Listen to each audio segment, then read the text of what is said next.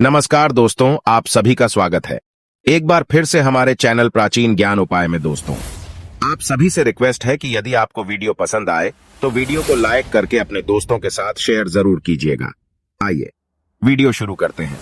भगवान गणेश विघ्नहर्ता माने जाते हैं। कहा जाता है कि गणेश जी जिन जातकों पर प्रसन्न होते हैं उनकी सभी विघ्न बाधाएं दूर हो जाती हैं। ऐसे में गणेश जी की कृपा पाने के लिए बुधवार के दिन उनकी आराधना जरूर करनी चाहिए। शास्त्रों में भी मान्यता है कि जिस जगह विघ्न विनाशक का वास होता है वहाँ रिद्धि सिद्धि, शुभ लाभ और माँ लक्ष्मी भी विराजती हैं। भगवान गणेश की कृपा से जातक के जीवन में सब मंगल ही मंगल होता है। बुधवार का दिन बिगड़े कामों को बनाने के लिए उत्तम माना जाता है। साथ ही इस दिन कुछ उपाय करने से विघ्नहर्ता श्री गणेश की कृपा प्राप्त होती है और जीवन के सभी कष्ट दूर होते हैं। तो चलिए जानते हैं बुधवार के उपाय। दोस्तों, हमारे शास्त्रों और पुराणों में कई रहस्यमयी मंत्रों के बारे में बताया गया है। यह मंत्र बहुत ही शक्तिशाली और चमत्कारिक है। इन मंत्रों के उच्चारण से हमारे आसपास एक सकारात्मक ऊर्जा का निर्माण होता है।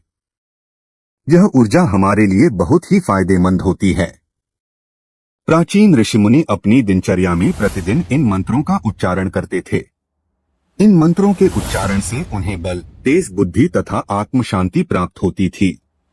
अगर आप भी अपने जीवन में महत्वपूर्ण बदलाव देखना चाहते हैं तो आप भी रोज सोते समय इन आसान से मंत्रों का जाप करें। ये मंत्र आपके जीवन में सुख, शांति और समृद्धि लेकर आएंगे। यह मंत्र बहुत ही आसान होने के साथ ही इनका प्रभाव बहुत ही चमत्कारिक होता है। सुबह जागने से लेकर रात्रि को सोते समय तक अलग अलग मंत्रों के बारे में हमारे शास्त्रों में बताया गया है। इसके साथ ही हम सभी के घर में जो भी बड़े बुजुर्ग होते हैं वे प्रतिदिन हमें कुछ ना कुछ अच्छी बातें सिखाते ही रहते हैं। घर में अच्छे संस्कार डालने का काम भी घर के बड़ों का ही होता है। हमारे घर में प्रतिदिन जिन नियमों का पालन किया जाता है उन्हीं नियमों पर हमारे घर की परिस्थिति निर्भर करती है। हमारे घर में यदि प्रतिदिन अच्छी बातों का पालन किया जाता है और घर के लोगों में नियमबद्धता हो तो वहाँ हमेशा सुख, समृद्धि और शांति रहती है। और यदि हमारे घर में किसी भी प्रकार का अनुशासन नहीं है और न ही कोई नियम कायदे बनाए गए हों, बड़े बुजुर्गों की सीखों को अनदेखा किया जाता हो तो उस घर में हमेशा कलह है और दुख की परिस्थिति बनी रहती है। भगवान श्री कृष्ण ने गरुड़ जी को मनुष्य के आचार विचार संबंधी बहुत ही महत्वपूर्ण ज्ञान दिया है। यदि मनुष्य शास्त्रों के नियमों का पालन सही से करता है तो उसके जीवन से 90% परेशानियां अपने आप ही खत्म हो जाएंगी। शास्त्रों के ये नियम हमारे शरीर को स्वस्थ रखते हैं, हमारे मन को भी शांत रखते हैं। इन नियमों का पालन करने पर आप कभी मानसिक रूप से बीमार नहीं होंगे। इसके साथ ही इन नियमों का पालन नृत्य किया जाए तो हमारे जीवन से दुख और दरिद्रता भी समाप्त हो जाती है और परिवार में सुख शांति आती है। आज हम आपको ऐसे ही कुछ शास्त्रीय नियमों के बारे में बताने जा रहे हैं जिनका पालन बच्चों से लेकर बूढ़ों तक सभी को करना चाहिए। इससे आप 1 महीने के अंदर महत्वपूर्ण बदलाव महसूस करेंगे। आप खुद अपने घर की परिस्थिति को अपनी आंखों के सामने बदलता हुआ देखेंगे। इन चमत्कारिक नियमों का प्रभाव ही ऐसा पड़ता है कि व्यक्ति ईश्वर के सानिध्य में चला जाता है और ईश्वर से जुड़ जाता है। तब उसके जीवन से सभी प्रकार के दुख खत्म हो जाते हैं।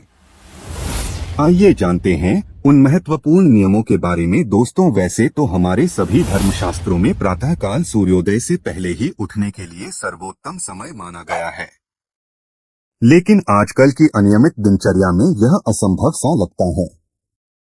फिर भी हमें सुबह जितनी जल्दी संभव हो उतनी जल्दी उठने की कोशिश करनी चाहिए।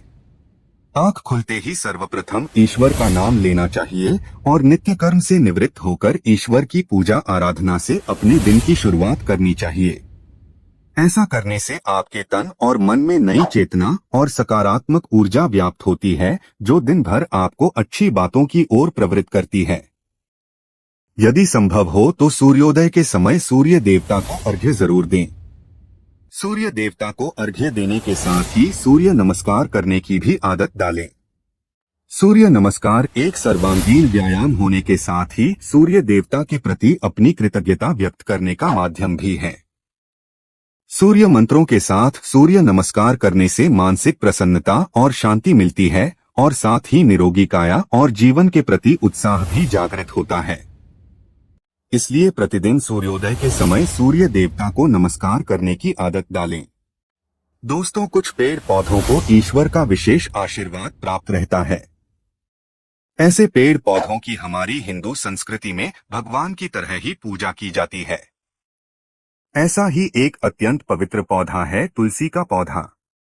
यह पवित्र पौधा हर हिंदू घर में होना ही चाहिए। शास्त्रों में कहा जाता है कि जिस घर में तुलसी वृंदावन नहीं है वहां श्री हरि का वास भी नहीं है, और जहां श्री हरि का वास नहीं है वहां लक्ष्मी जी का वास कैसे हो सकता है। तुलसी श्री कृष्ण की अत्यंत प्रिय सखी होती है। सुबह तुलसी को जल अर्पण करने से और कुछ समय तुलसी के पौधे के पास बैठने से अत्यंत शुद्ध और पवित्र हवा हर श्वास के साथ हमारे शरीर में प्रवेश करती है, जो हमें दिन भर सकारात्मक रहने में सहायता करती है। इसलिए देव पूजा और सूर्य उपासना के पश्चात तुलसी की भी पूजा करें। तुलसी की माला को भी गले में धारण करने से मन की शुद्धता और सात्विकता बढ़ती है, मनोबल बढ़ता है और आरोग्य प्राप्ति होती है। दोस्तों, हम अक्सर किसी पूजा पाठ के बाद या तीज त्योहार पर ही अपने माथे पर तिलक लगाते हैं, लेकिन हमारे शास्त्रों में प्रतिदिन माथे पर तिलक, कुमकुम, चंदन, केसर, हल्दी और भस्म लगाने का शास्त्रीय, तांत्रिक और वैज्ञानिक आधार पर महत्व बताया गया है। माथे के बीचों बीच इन सभी में से कोई एक भी चीज लगा लेने से व्यक्ति के मन की एकाग्रता बढ़ती है, मानसिक तनाव कम होता है, आध्यात्मिक शक्ति बढ़ती है, जिससे तन और मन में शुद्धता का अनुभव होता है और बुरी शक्तियां चाहकर भी हमारे आसपास नहीं आती है। इसलिए प्रतिदिन पूजा के बाद अपने माथे पर तिलक लगाना चाहिए। दोस्तों, घर में रोज शुद्ध और सात्विक भोजन बनाना चाहिए और सबसे पहले भगवान को भोग लगाकर फिर सबने खाना चाहिए। हमेशा पहली रोटी गौ माता की और आखिरी रोटी कुत्ते की निकालनी चाहिए और उन्हें खिलाना भी चाहिए। संध्या काल में भी नियमित रूप से अपने पूजा स्थान पर दीपक अवश्य जलाएं। साथ ही संभव हो तो घर के सभी सदस्य मिलकर ईश्वर की उपासना करें और श्लोक, भजन या मंत्रोच्चार करें। भगवत गीता या रामायण जैसे पवित्र ग्रंथों का पठन करना भी श्रेष्ठ होता है। इससे घर का वातावरण सुखद और शुद्ध होता है और साथ ही घर के लोगों में सुसंस्कार भी जागृत होते हैं। शाम को तुलसी के पास भी दिया जलाए। घर की सारी नकारात्मकता चुटकियों में दूर हो जाती है। घर में नियमित रूप से छोटे ही सही लेकिन धार्मिक अनुष्ठान आयोजित करते रहे। इससे आपका पुण्य द्विगुणित हो जाता है। दोस्तों, जिस प्रकार हमें सुबह उठकर सबसे पहले ईश्वर का स्मरण करना चाहिए, उसी तरह रात्रि में सोने के पहले भी ईश्वर को स्मरण करके ही सोना चाहिए। हर अच्छी बात के लिए आभार प्रकट करना चाहिए और हर गलती की क्षमा मांगनी चाहिए। घर में रोज अपने बड़े बुजुर्गों को प्रणाम करने की आदत डालें और उनका बहुमूल्य आशीर्वाद की सौगात प्राप्त करें। दोस्त, आप वीडियो के अंत तक आ ही गए हैं, तो आपसे रिक्वेस्ट है, चैनल पर पहली बार आए हैं तो चैनल को सब्सक्राइब करके बेल आइकन को ऑन कर ले और वीडियो पसंद आया हो तो अपने दोस्तों को शेयर कर दे ताकि उनको भी फायदा हो सके। धन्यवाद।